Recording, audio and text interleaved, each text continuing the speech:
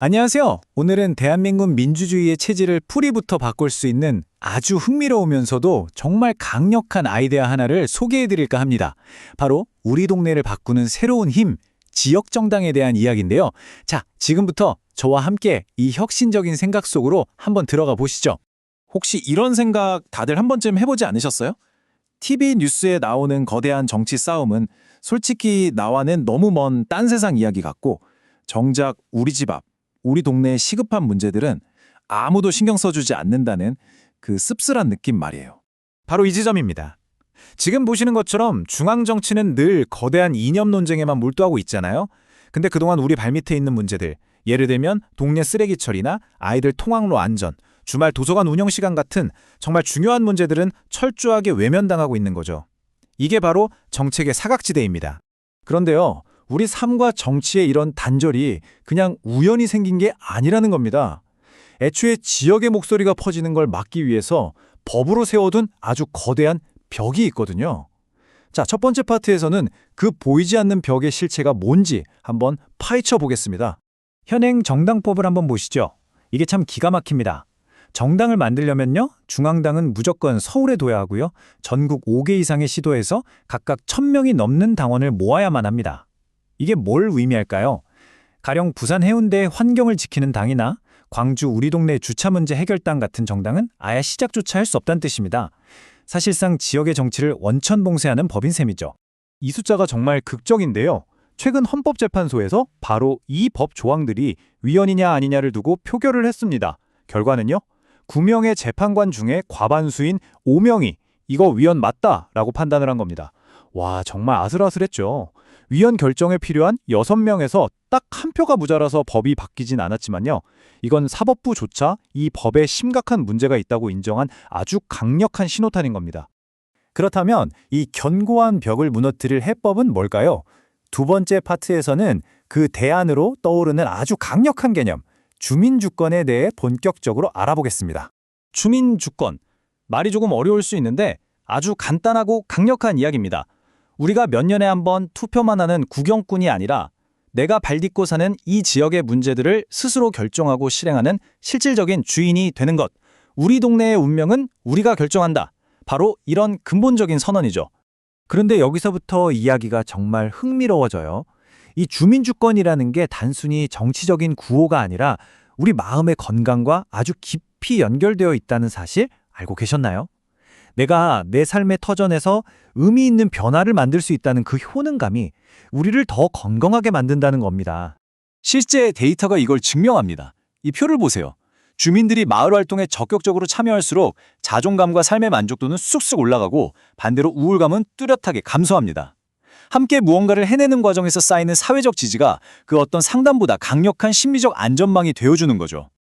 그래서 이게 핵심입니다. 지금 우리 사회는 성인 넷 중 하나 이상, 약 28%가 마음의 어려움을 겪는 고립의 시대잖아요. 이럴 때일수록 공동체 안에서 서로 연결되고 내 삶의 결정권을 되찾는 것, 이것이야말로 가장 근본적인 처방전이 될 수 있다는 이야기입니다. 자, 그렇다면 지역정당을 통해 주민주권이 실현된 마을은 과연 어떤 모습일까요? 상상만 해도 좀 설레는데요. 세 번째 파트에서는 우리 모두의 삶을 바꾸는 돌봄 공동체의 구체적인 그림을 함께 그려보겠습니다. 바로 이런 마을입니다. 아이들은 온 마을이 함께 지켜보는 속에서 안전하게 뛰놀고, 어르신들은 낯선 요양시설이 아니라 평생 살아온 정든 집과 동네에서 이웃의 돌봄을 받으며 존엄하게 삶을 마무리하는 곳. 그야말로 요람에서 무덤까지 마을 전체가 든든한 울타리가 되어주는 겁니다. 이건 뜬구름 잡는 이야기가 아닙니다. 아주 구체적인 실행 계획이 있죠. 첫째, 주민들이 직접 필요한 돌봄 서비스를 제공하는 생산자이자 소비자가 됩니다. 둘째, 비어있는 마을 회관 같은 공간을 주민이 직접 운영하는 돌봄센터로 바꾸고요. 셋째, 지역 정당이 나서서 동네 병원과 협약을 맺어 방문 진료 시스템까지 구축하는 겁니다. 어때요? 충분히 가능해 보이죠? 그리고 이 따뜻한 돌봄의 힘은 자연스럽게 우리 아이들에게까지 확장됩니다. 마을 도서관, 작은 공부방, 동네 협동조합이 거미줄처럼 연결돼서 아이 한 명을 온 마을이 함께 키우는 상호 돌봄 네트워크가 만들어지는 거죠. 더 이상 나 혼자 아이를 키운다는 고립감에 시달릴 필요가 없어집니다. 물론 이렇게 멋진 비전을 현실로 만들려면 탄탄한 제도적 도구가 필요하겠죠. 네 번째 파트에서는 이 꿈을 현실로 바꿀 구체적인 법적 그리고 재정적인 장치들을 살펴보겠습니다. 핵심적인 제도적 변화는 세 가지입니다. 첫째, 주민자치회에 법인격을 부여해서 재산을 소유하고 수익사업도 할 수 있는 진짜 주체로 세워야 합니다. 둘째, 시장이 임명하는 읍면동장을 주민 손으로 직접 뽑는 직선제를 도입해서 행정이 주민에게 직접 책임지도록 만들어야 하고요. 마지막으로 이 모든 것을 지방자치법에 딱 명시해서 두고도 흔들 수 없게 해야 합니다. 하지만 법과 제도만으로는 부족합니다. 진짜 권력은 결국 돈의 흐름을 바꾸는 데서 나오기 때문이죠. 지금 가장 심각한 문제는 우리가 낸 세금과 우리 동네 상점들의 돈이 지역에 머물지 않고 모두 서울의 거대 은행으로 빨려 들어간다는 겁니다. 지역 경제의 피가 수도권으로 계속 유출되고 있는 셈이에요. 그 해법이 바로 지역 공공은행입니다. 지자체 예산과 지역 화폐를 기반으로 은행을 세우고 서류나 담보가 아닌 이웃으로서의 신뢰를 바탕으로 우리 동네 청년 창업가와 소상공인에게 돈을 빌려주는 거죠. 그리고 거기서 발생한 이익은 다시 우리 동네 공원을 만들고 도서관을 짓는데 재투자됩니다. 말 그대로 우리 동네의 피가 다시 돌기 시작하는 겁니다. 자, 이제 마지막 파트입니다. 지금까지의 모든 이야기를 종합해보면 지역정당은 단순히 정당 하나를 추가하는 차원의 문제가 아닙니다. 이것은 대한민국 정치의 패러다임 자체를 바꾸는 거대한 움직임의 시작입니다. 이 표가 모든 것을 말해줍니다.